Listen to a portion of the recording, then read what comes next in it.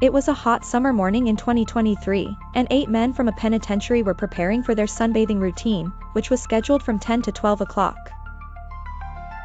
This took place in the yard where all the inmates from the same sector gathered, having completed their sentences in that module for the same crime.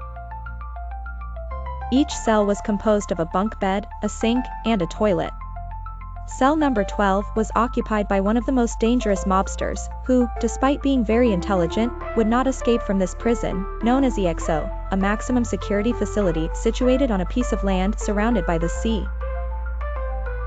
A siren sounded, signaling them to leave their cells for their destination. The distance was short, they only had to go in a straight line. The path was usually noisy, as other inmates took the opportunity to insult the guards who kept them confined there. Park Chan-yeol was his full name, and his story remained in this building to be told as a legend. But how did that happen? On the aforementioned day, upon exiting to the yard, he did as he did every day, he joined Jong Dae and the rest of the group that once formed a gang. The names of those men were Min-sik, Baek-hyun, Deado Kyung-soo, Oh Si-hoon, Jong-in, and Jugium. They were sitting at a table playing a card game. They didn't seem like the type of guys anyone would want to escape from. Quite the opposite, as when they were free, they loved casinos, to the point of having their own, named Overdose. Their pastime in prison while playing was to reminisce about the old glories related to that place. Depending on the week, it was one person's turn or another to tell a story, but without repeating themselves, as doing so would earn them a slap from the others present. So, Chance, who was up this time, took a moment to think. A story that seemed forgotten by everyone came to his mind, as years ago they swore never to mention it again. Without considering how they would react to hearing it, he began his tale. It was November 9th, 2000, a normal day at the casino, around 10 at night. The place was bustling with people at the slot machines, roulette, and poker tables. In one corner of the establishment, all the gang members were seated except for Chan-yeol. Chan-yeol, who was the owner of the place, was 10 minutes late, as they had arranged to meet the day before. The others played a game to see who would call him, as he usually answered in a bad mood, so they took turns dealing with him. This time, the loser was Kai Jong-in. He immediately grabbed his phone and dialed his friend. Hearing the ringing tones, just as the third tone was about to sound, Chan-yeol answered, half asleep, still at home. Chan-yeol didn't remember their arrangement but managed to muster some energy to incoherently yell at him for waking him up so suddenly. After 2 minutes of back and forth, he hung up, and the first thing heard at the casino table was laughter. At first, Kai couldn't help but feel bad, but eventually, he ended up laughing along with them. Meanwhile, Chan-yeol was hurriedly preparing to arrive as soon as possible, but he knew this wouldn't prevent the sour face of the group leader, Jumian. 5 minutes later, the door opened in such a strange way that everyone in the establishment turned to see what was happening, only to find it was just the owner, who told them to get back to their business, which they did moments later. Chan-yeol walked firmly to the table where the gang was seated. Upon arrival, he took a seat next to Baek-hyun, who was the one who usually supported him the most, and he needed that upon hearing Suho's, Jumian, serious tone. And those who succeeded would keep the remaining percentage. In 2 days they would collect the merchandise. At first glance, it seemed easy, without any complications. Si-hoon made a comment this time, we're going to get rich and get away from this once and for all, an idea they all shared. Accompanying Si-hoon, they shouted cheers, and took a good swig of their drinks. However, Suho didn't share something that made him anxious. Something told him that if everything seemed so easy, something would inevitably go wrong. Inside, he prayed that his intuition was wrong. The night ended with Jong Dae, Xiumin, and Baek-hyun drunk, while Chan-yeol fell asleep at the bar. They didn't bother to wake him before leaving, knowing one of the bouncers would take him home, and the drinks were on the casino. The next day, they went about their normal routines. Chan-yeol woke up in his house, in his bed, still in the same clothes from the day before, as he had collapsed into bed without changing out of his pajamas. He took a shower and prepared to invest in the stock market, another way for him to earn income. Meanwhile, on the other side of the city, Kai visited his sister's children. On his days off, this was one of his favorite things to do, playing with them, watching TV, eating together, and putting them to bed at the end of the day. Suho had other preferences, like calculating the risks of his next business venture, things he knew the others couldn't even imagine, such as the appearance of police or an enemy who might betray them if they saw them conducting their business. Dio was a rather serious and calm man. He would get up, take a walk around the city, and end up sitting down for coffee, almost always in the same place.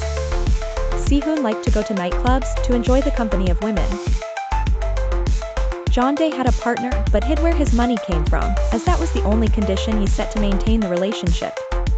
Baek Hyun, the comedian of the group, frequented clubs to tell jokes or perform.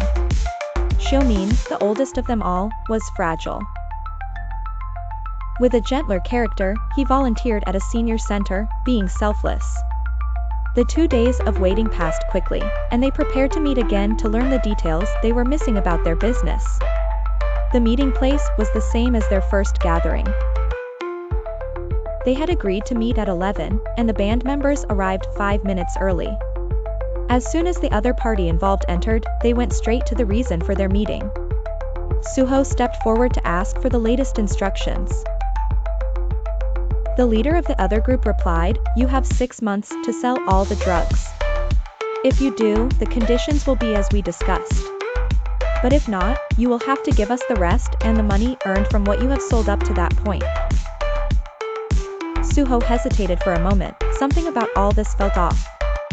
However, the rest of the group spoke before he could say anything, which the opposing leader took advantage of to say, "Deal done," while extending his hand to seal it with a handshake. Under pressure, Suho felt compelled to agree, and they then arranged to meet again in 6 months. They had to hurry to sell it, as the quantity was not small. They would start with street addicts and small businesses with whom they had contacts. The first 2 weeks, being owners of the merchandise, were spent organizing and deciding which areas each would cover, thus managing to cover more ground in less time. Suho, along with Xiaomin and Jeondae, took care of the addicts who could pose the most problems. On one occasion, in the most dangerous neighborhood of Gwangju, which was already a risky area, they had a problem with one of their regular clients. The price he usually paid was now lower, and he became aggressive, telling them that this couldn't be. When they insisted, he eventually paid the amount they had just asked for. But as they turned to leave, he lunged at them, and Xiaomin took a punch that didn't escalate further because Suho and Jeondae came to his aid, giving the guy a beating. The second group, Dio and Kai, went to the most peaceful area to place merchandise quickly. In 24 hours, they visited 30 neighborhoods, selling 10% of the drugs, marking their best record. Their efforts, combined with others, accounted for 30% of the total, giving hope for the future. To continue their success, Sihun and Chaniol planned to get merchandise the next day. At the warehouse, they found their usual contacts knocked out and a girl they didn't know. Initially shocked, they decided to leave but heard a cough and found the girl conscious.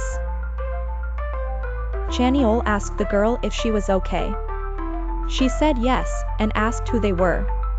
They claimed to be acquaintances.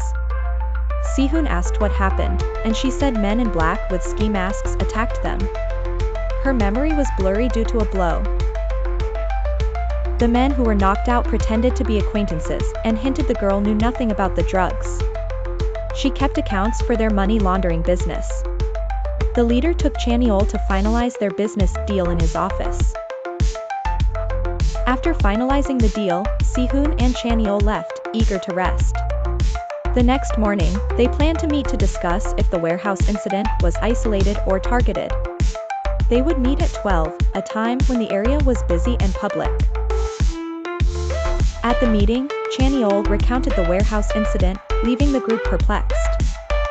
Suho was the first to ask questions, as they pondered whether the attack was random or a threat to their business. His question was, "What is that woman's name?" The first one, right in the forehead.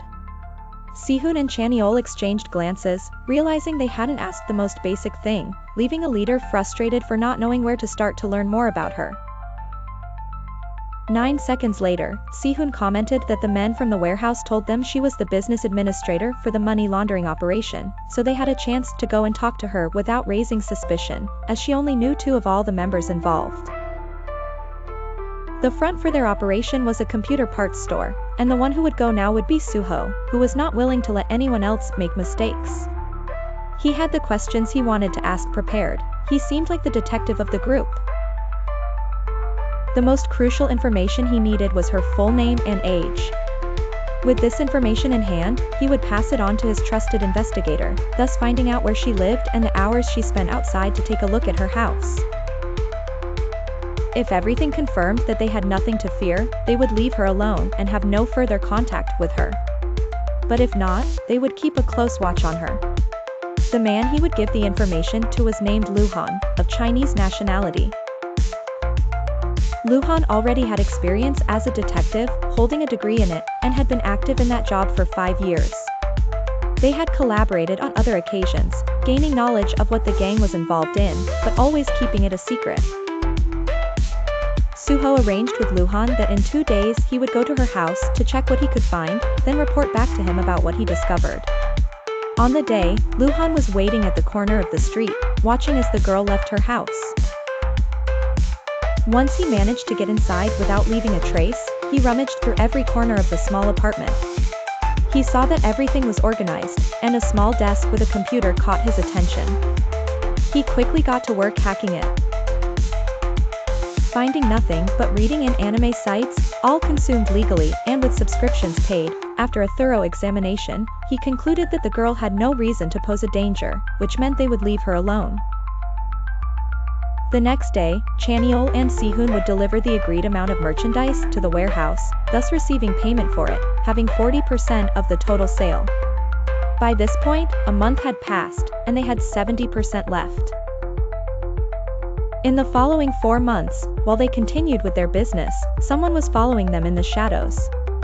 This was something Suho began to notice when he accidentally bumped into someone and kept encountering the same face.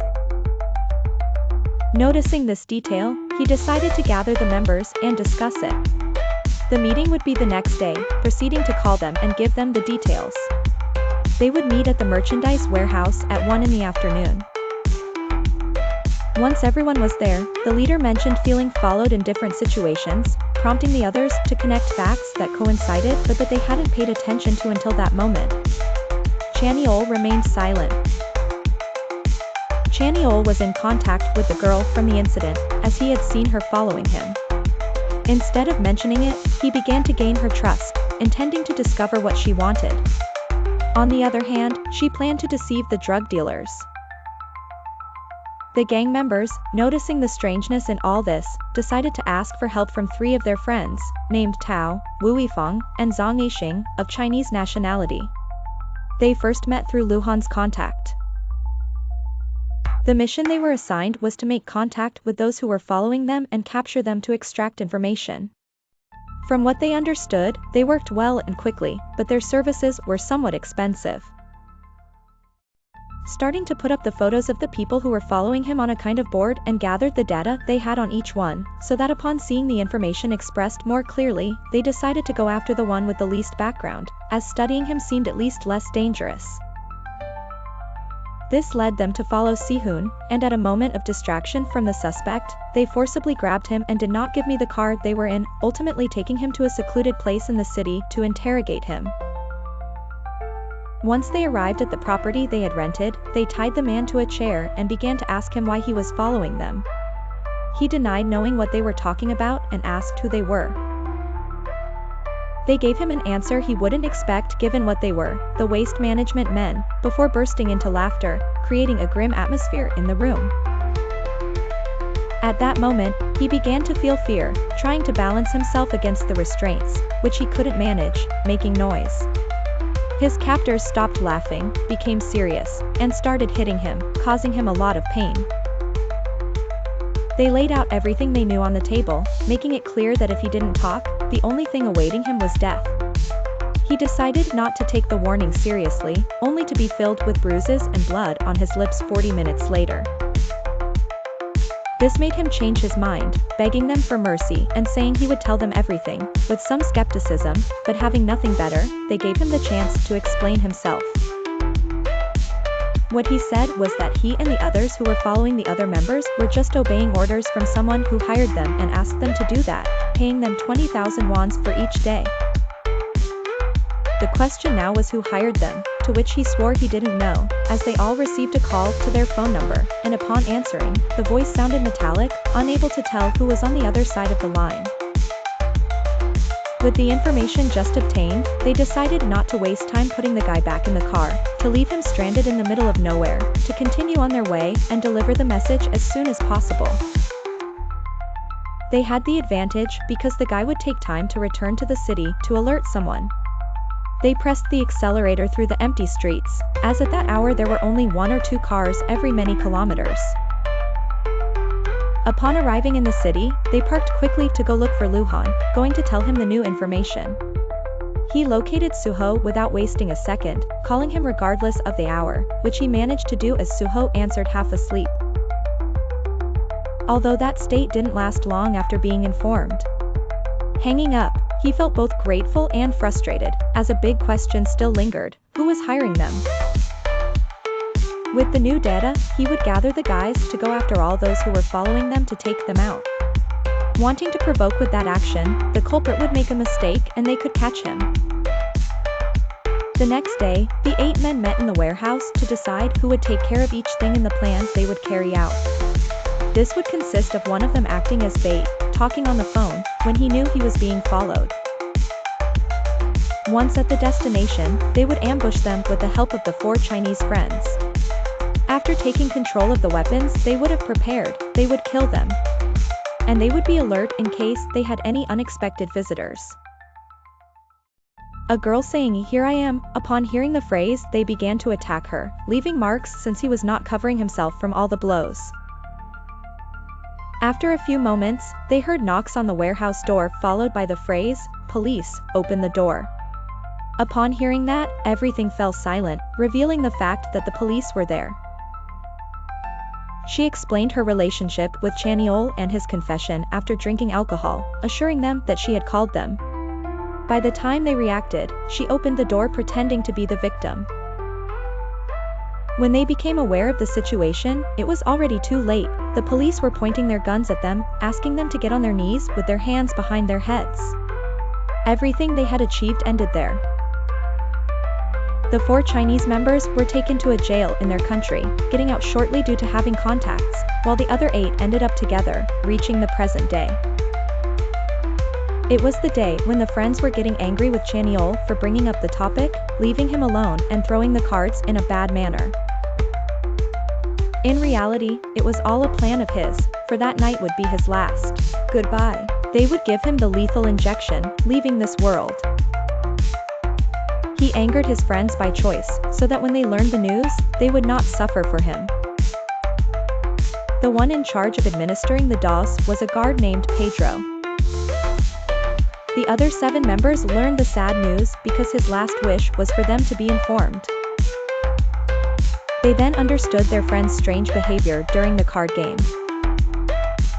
They had no other consolation than the memories of their good times together, along with the phrase "We are one." END.